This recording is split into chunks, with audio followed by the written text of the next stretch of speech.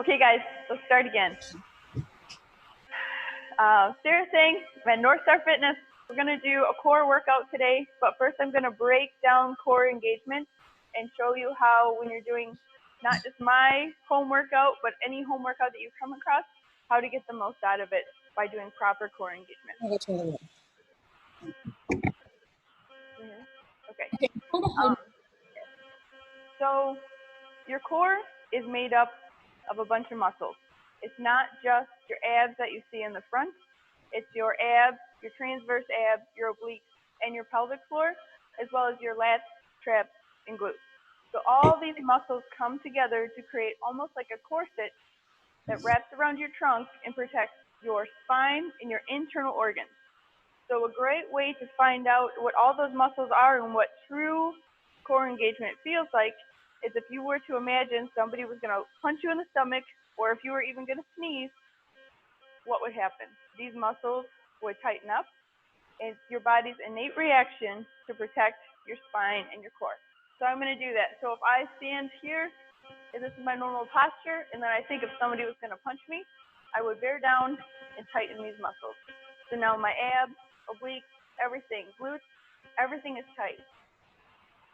This is the engagement that I would be looking for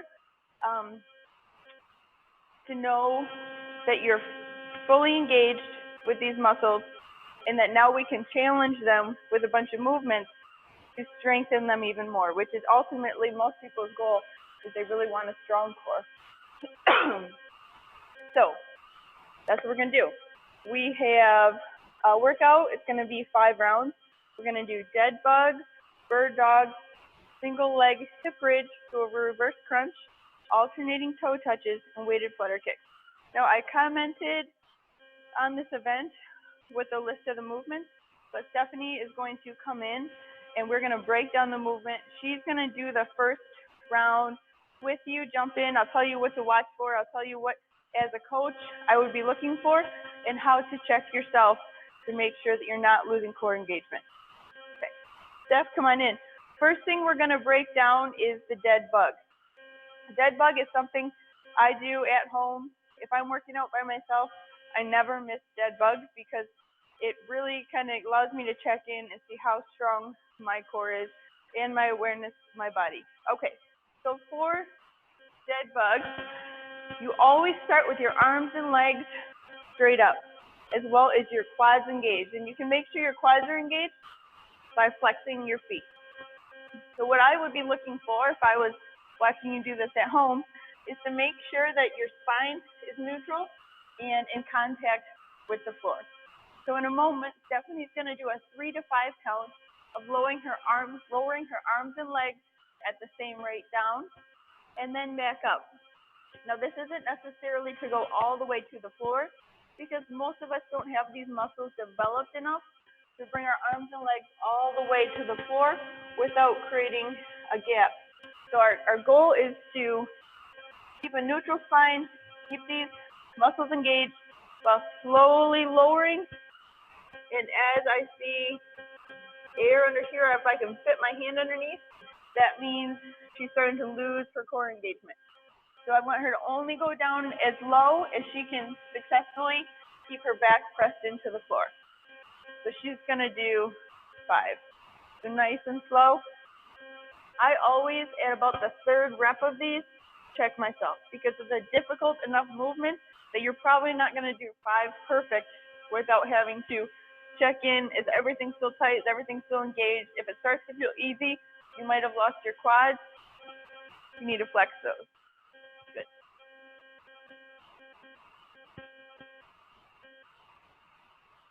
Good. So she's shaking.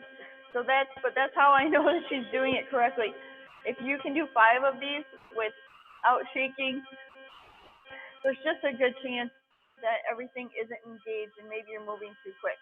All of these movements are meant to be done for quality. I've set up an ideal rep scheme for you, but do small number of sets that you can accomplish with great form. Okay, our next movement is going to be bird dog. So she's going to go to a table, and she's going to do opposite arm and leg straight out. So go ahead, Steph.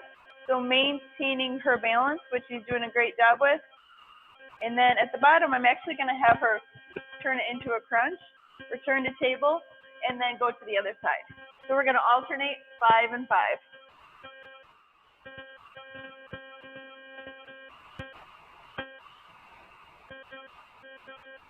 Good job.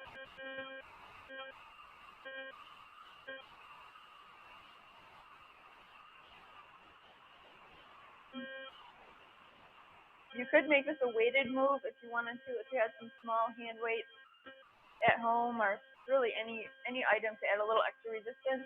But truly, you don't need it. If you want to challenge yourself, if maybe you decide to do this workout a couple times and you wanted to mix it up with some variations of incorporating some weight, you could, but it is not necessary. Okay, our next movement is our single leg hip bridge to reverse crunch. This is one I'm really excited about because I've done both of these movements independently, and then when I put them together, it was really awesome. You're going to get fatigued really quickly. So she's going to cross her legs. She's going to do a perfect hip bridge like we do in a lot of our CrossFit classes, Pilates. So she's going to come up vertebrae by vertebrae, and then she's going to slowly lower, starting at the top and dropping down. And when she gets to the bottom, she's actually going to lift her hips up and then come down. So she's going to do 5 on each side and then 5 on the other. Or if it's too difficult to do 5 in a row, you can take your time and alternate for 5 and 5. So go ahead, Steph.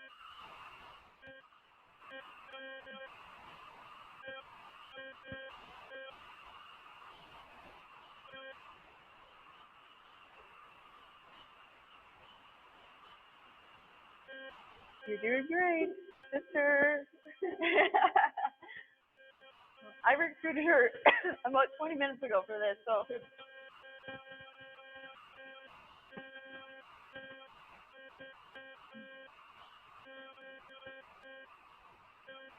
How do you feel after 5 on one side, TT? Are you feeling it? I'm feeling it. She's feeling it.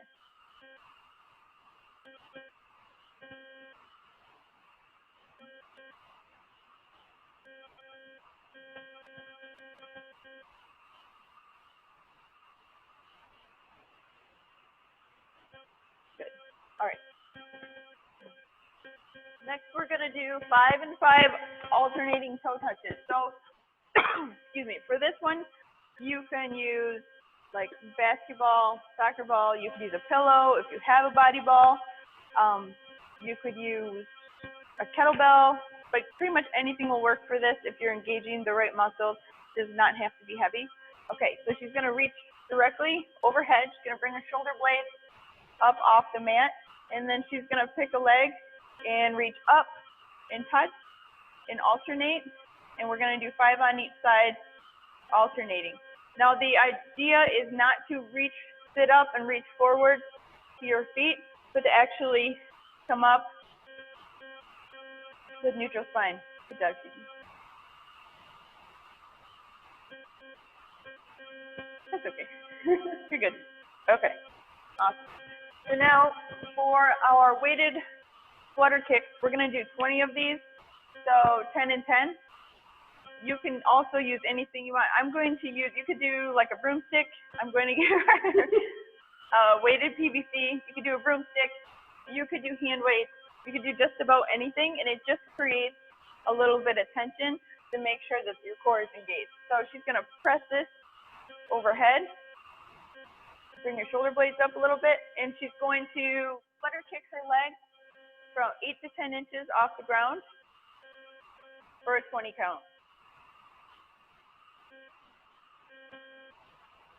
Nice. And the harder it gets, the more you want to raise your legs, it's more difficult to keep them a little bit lower. Good. Okay, guys, so I would recommend that you go 5 rounds for quality. But do what's best for you. If you need to go really slow on 3 rounds, I would prefer that just so that we know that you feel it tomorrow and that you know that you're truly engaging your core. And with these movements, we pretty much challenge everything with our core. So we can go into any other movement that you like, that you've done in CrossFit or anything else. You gonna go? Okay, awesome. And you can apply these concepts to any other movement that we do and ensure that when you're at home, you're getting the most out of your workouts. And again, that's by dropping your ribs down, engaging, sweeping your butt, and making sure that its core is engaged, not just sucking in and flaring our ribs, but it's really bearing down and digging into that muscle group. All right, so we are going to do, we're gonna do 4 rounds with them. Yes? Yeah. All right, guys, we're gonna work through this. Join us at home, or yeah, so grab, take a minute, grab like a pillow if you need it, a broomstick, okay, grab something. We're gonna grab ours. And also, so the first round would be a little bit of a warm up, and then my goal is that you would be able to build an intensity as the workout goes on and you become more familiar with the movement and just better at engaging your core through these sets.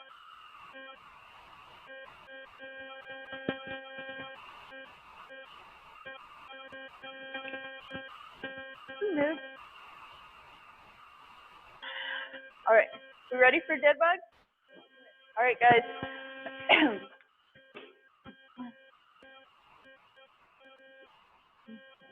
So we're gonna go 5 dead bugs. Excuse me.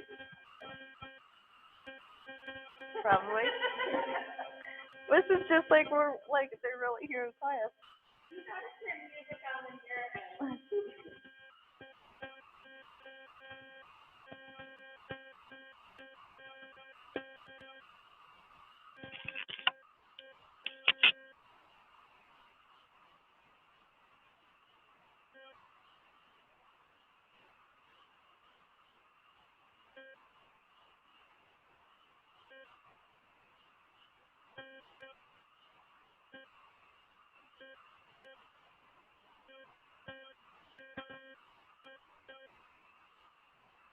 And moving on to bird dog.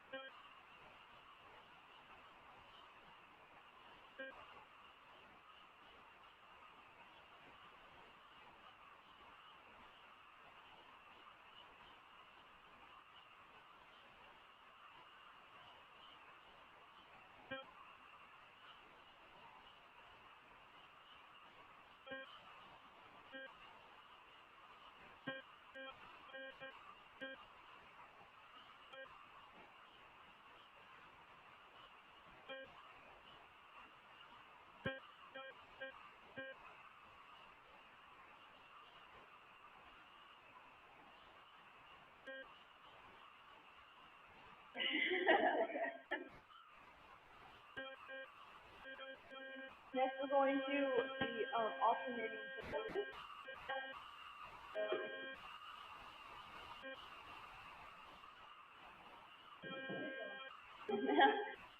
Again, we're reaching the ball to the ceiling.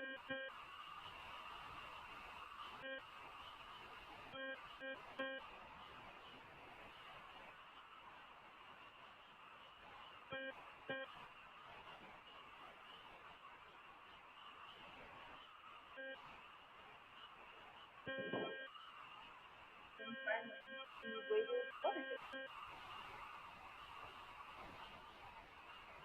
Yeah. And fill the place up.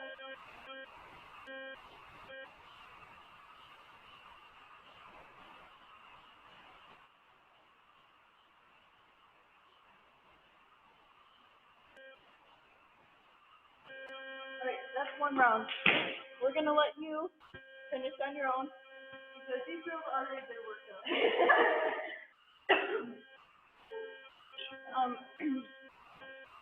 Alright, we're gonna leave you guys to finish on your own, but please message us if you have any questions or comments. Yeah, and there'll be lots more content heading your way, and hopefully we have the technical difficulties worked out for the next one. All right, guys, have a great day, and make sure you're following us on Mighty Network for more content, inspiration, and information of everything that's going on with the gym. Talk to you soon.